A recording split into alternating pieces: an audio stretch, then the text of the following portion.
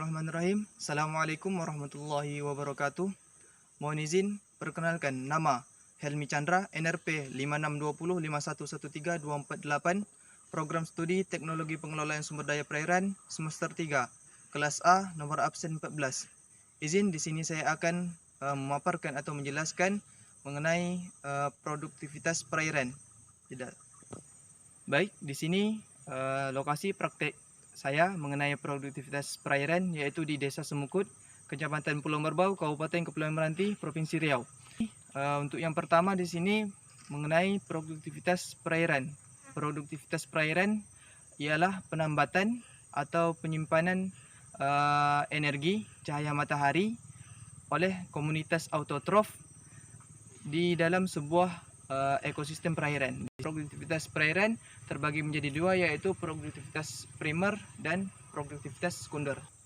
Baik, di sini untuk yang pertama yaitu produktivitas primer. Produktivitas primer ialah laju pembentukan senyawa-senyawa organik yang kaya akan energi dari senyawa-senyawa anorganik.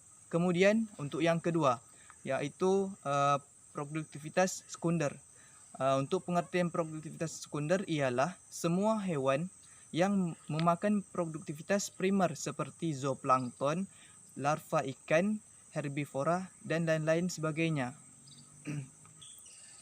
Kemudian tentunya dari produktivitas perairan ini kan ada dua, ada produktivitas primer dan produktivitas sekunder.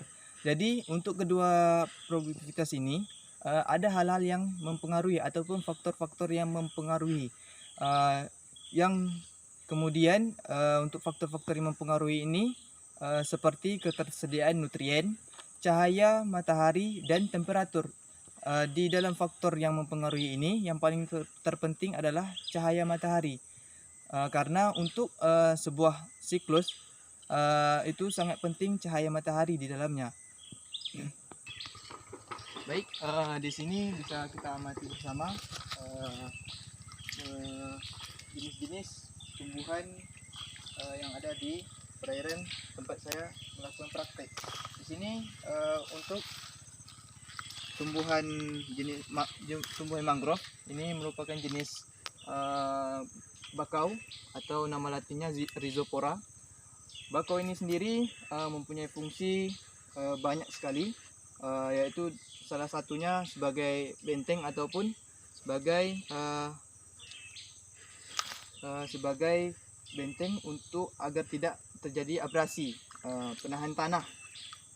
Dan batang bakau ini juga sangat banyak manfaatnya, seperti bisa dijadikan bahan olahan dan sejenis-jenisnya. Kemudian bisa dilihat dari akarnya sendiri sangat kokoh sekali, sesuai sebagai penahan terjadinya abrasi pada tanah. Kemudian kita beralih ke tumbuhan mangrove jenis api-api. Nah, bisa dilihat ya, di sini tumbuhan mangrove jenis api-api atau Avicennia.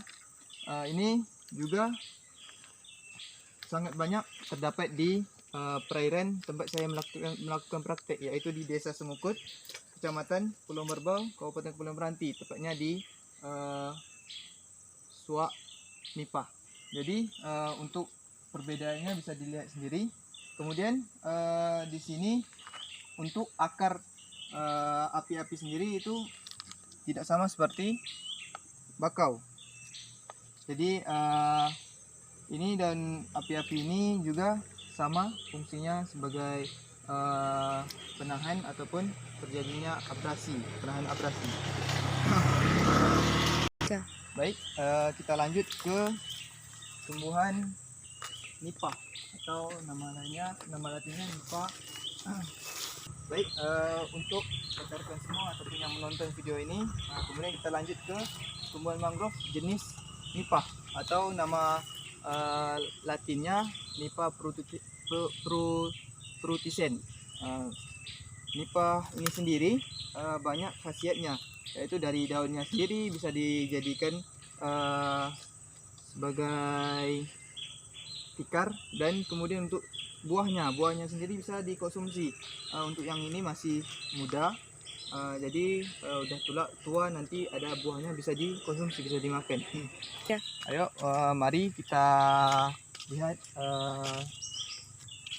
keliling di Desa Semukut, tepatnya di Dusun 3.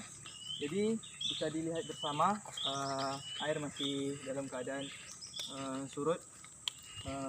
Air di sini berwarna merah karena bercampur dengan air tanah gambut. Jadi di sini masih daerah Suak. Dah, mulai. Ya, Oke, jadi di sini daerah tempat saya praktek ini merupakan penemu dari sungai-sungai kecil yang di sini kalau disebut yaitu Suak. Di sini namanya Suak Nipah. Jadi penemu antara sungai kecil disatukan gitu. Siapa dulu? Miga. Baik, di sini selain tumbuhan mangrove dan sejenisnya, terdapat juga di produk perairan yang tempat saya praktek ini hewan yang menempati di daerah ini. Yang pertama ada jenisnya yaitu snepak, itu seperti kepiting kecil. Bisa dilihat ini lubang-lubangnya, lubang-lubang tempat tinggal snepak ataupun kepiting kecil. Kemudian ada temakol ataupun bisa disebut sebagai ikan yang mempunyai kaki. Kemudian ada makohe ataupun rama. Ini tempat tinggalnya itu namanya busut. Jadi di dalam sini terdapat rama tersebut. Ya, sini sama juga. Kemudian ada yang namanya siput, lokan, kemudian bongan dan sejenisnya. Ini bisa dilihat, bisa didekatkan. Ini anak temakol. Ini bentuk jenisnya. Baik, kita lanjutkan. Jadi beginilah suasana ataupun kondisi tempat saya tinggal di Desa Semukut, Kecamatan Pulau Merbau, Kabupaten Kepulauan Meranti. Mungkin dari yang menonton video ini mungkin tertarik bisa mengunjungi tempat ini. Ini jenis siput, masih anakan. Nanti kalau udah besar bisa dikonsumsi. Jadi dah. Baik, di sini mengenai yang akan saya bahas berikutnya yaitu siklus pada produktivitas perairan di tempat saya praktek. Baik, rekan-rekan dan penonton video ini, untuk yang selanjutnya yaitu siklus ekosistem perairan. Untuk yang pertama yaitu di dalam sistem ekosistem perairan itu ada namanya fitoplankton. Fitoplankton ini merupakan produsen primer, penyedia makanan ataupun sebagai produsen primer. Kemudian setelah fitoplankton ada namanya zooplankton. Zooplankton ini merupakan konsumen pertama yang menghubungkan dan dari biota pada tingkat trofik yang lebih tinggi. Dan kemudian setelah zooplankton ini nanti akan dimangsa oleh ikan-ikan yang lebih besar, dan begitu juga seterusnya dari siklus-siklus pada ekosistem perairan. Mungkin untuk penyampaian materi cukup. Kemudian bisa dilihat rekan-rekan semuanya dan penonton video ini. Beginilah kondisi yang ada di Suak di Desa Semukut, Kecamatan Pulau Merbau. Bisa dilihat airnya masih warna merah karena pencampuran ataupun dari air gambut di atas mengalir ke sungai. Bisa dilihat semuanya. Inilah kondisi tempat saya melakukan praktek.